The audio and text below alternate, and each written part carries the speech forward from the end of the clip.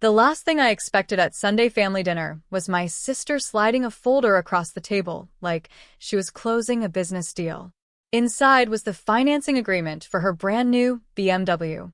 She smiled and said, "Congratulations, you get to make the payments." Before I could laugh, my father leaned back in his chair and calmly added, "Refuse, and you're no longer part of this family." Everyone stared at me, waiting for me to surrender, like I always had. Instead, I quietly put down my fork, stood up, grabbed my purse, and walked out. By sunrise, my phone had 16 missed calls, and everything had changed. My name is Olivia Parker.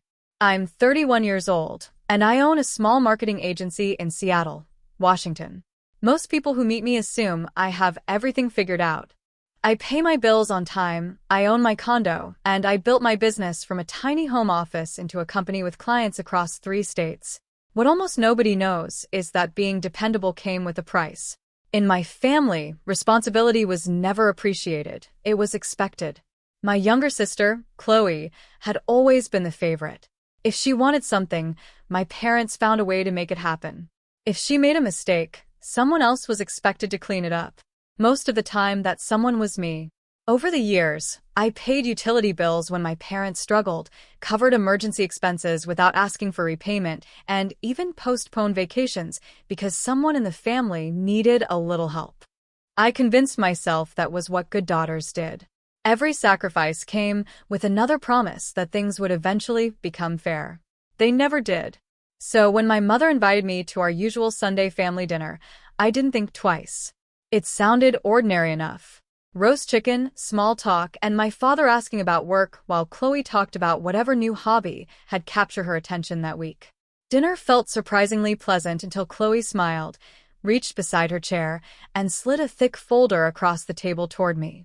"I finally bought my dream BMW," she announced proudly. I smiled politely, assuming she wanted to show everyone the paperwork. Then my father looked directly at me and said, "Open it. There's something inside we need you to take care of." I opened the folder expecting insurance papers or a brochure from the dealership. Instead, I found the financing agreement with one page highlighted in yellow. Chloe leaned forward with an excited smile, like she was announcing a surprise vacation. "So, the monthly payment is $2,500, she said. "Since you're doing so well, you'll cover it until we're more comfortable." I looked from the paperwork to her face, waiting for someone to laugh. Nobody did. Mom folded her hands and said, "Honey, you've always been the successful one. This is the least you can do for your sister." I blinked. "You're serious?" Dad nodded, without the slightest hesitation. "Family helps family." "I've already helped this family for years," I replied carefully. "But I'm not paying for someone's luxury car." Chloe's smile disappeared. Wow. "I knew money had changed you." I couldn't believe what I was hearing. Money didn't change me. I just don't think buying a BMW makes someone else's responsibility. Mom sighed dramatically. "You always keep score. That's your problem." "No," I answered quietly. "I remember." The room fell silent for a moment before Dad pushed his chair back. "Then let me make this simple," he said. "If you refuse to help your sister, you're choosing your bank account over your family." His words should have hurt. Instead, they cleared something inside me. For years, I had believed that if I just gave a little more, sacrificed a little more, eventually I'd be treated like a daughter instead of an emergency fund. I was wrong. I folded the paperwork, placed it neatly back inside the folder, set my napkin beside my untouched plate, and stood. I looked at all 3 of them before saying the only words that mattered. "Then I'm choosing peace."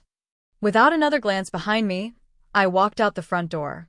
The moment my car door closed, I finally let out the breath I'd been holding since dinner started. My hands were trembling so badly, I had to sit in the driveway for nearly 5 minutes before I could even turn the key. Part of me wanted to drive back inside, apologize for something I hadn't done, and restore the peace the way I always had. That instinct had been trained into me for years. Whenever there was conflict, I became the solution. Whenever someone wanted something, I found a way to provide it. Walking away felt wrong only because I had spent my entire life believing my value depended on how much I sacrificed. By the time I reached my condo, my phone had already exploded with messages. My aunt accused me of humiliating my parents. A cousin wrote that money had made me selfish. Another relative reminded me that family comes before everything. Not one person asked what had actually happened. I read every message once, then quietly muted the family group chat. One by one, I silenced the notifications until my phone finally stopped buzzing. For the first time in years, the silence didn't feel lonely. It felt peaceful. I ordered takeout, changed into comfortable clothes, and spent the rest of the evening sitting on my balcony, watching the city lights flicker below. I kept waiting for guilt to overwhelm me. Instead, I felt lighter. The next morning, sunlight poured through my bedroom window, and I realized something surprising. I had slept through the entire night. No anxious dreams. No replaying arguments in my head. No wondering how to make everyone happy.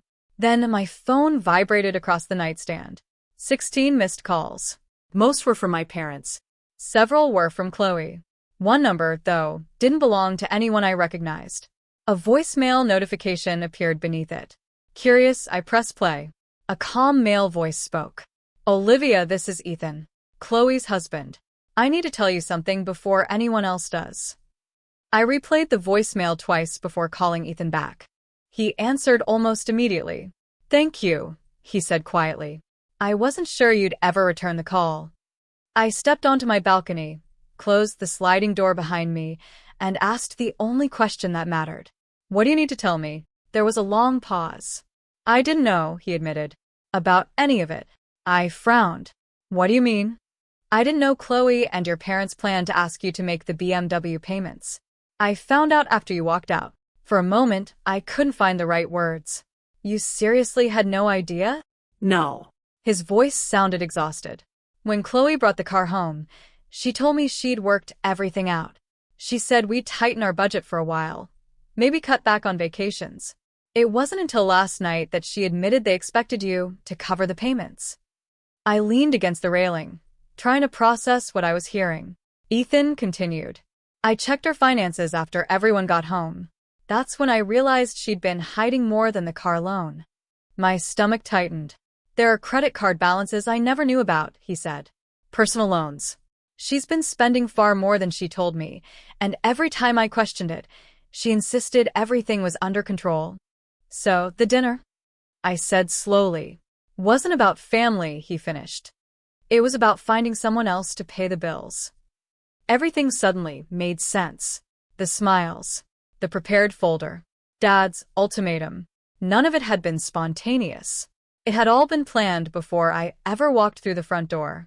I won't be paying for any of it, I said firmly. I know, Ethan replied. Honestly, after last night, I wouldn't ask you to. His voice grew quieter. I've spent all morning wondering how many other things I never questioned. I don't think I'm looking at my marriage the same way anymore. The weeks that followed were quieter than I expected.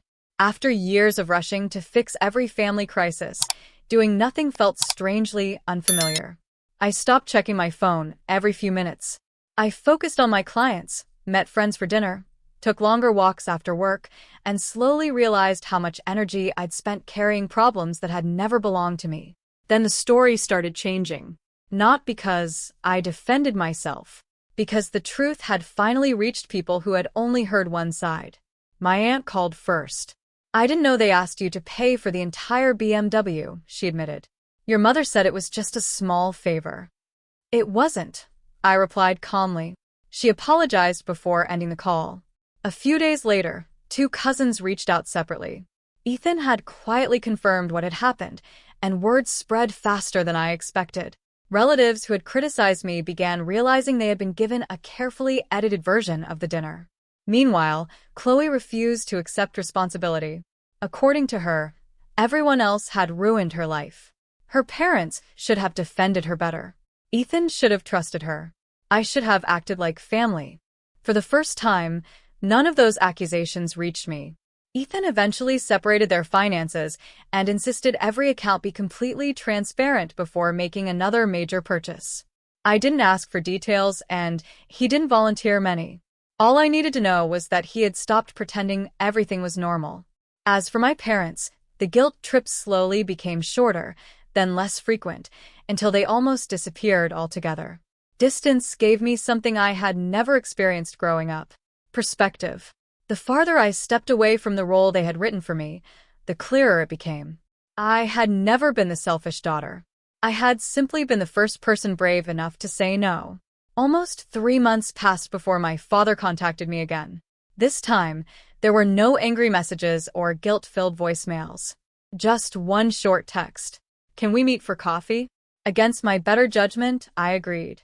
We met at a quiet cafe halfway between our homes. He looked older than I remembered. The confidence he had carried that night at dinner had faded, replaced by someone who seemed unsure of what to say. After a few minutes of awkward silence, he finally spoke. "The family isn't the same anymore." I simply nodded. He looked down at his coffee before adding, "Maybe you could help bring everyone back together." For years, that sentence would have worked. This time it didn't. I took a slow breath and said, "Dad, families aren't held together by one person paying everyone's bills." He stayed quiet. "I wasn't treated like a daughter," I continued. "I was treated like a backup bank account. Every time someone wanted something, I was expected to give. The moment I set a boundary, I became the problem." His eyes dropped to the table. For once, he didn't argue.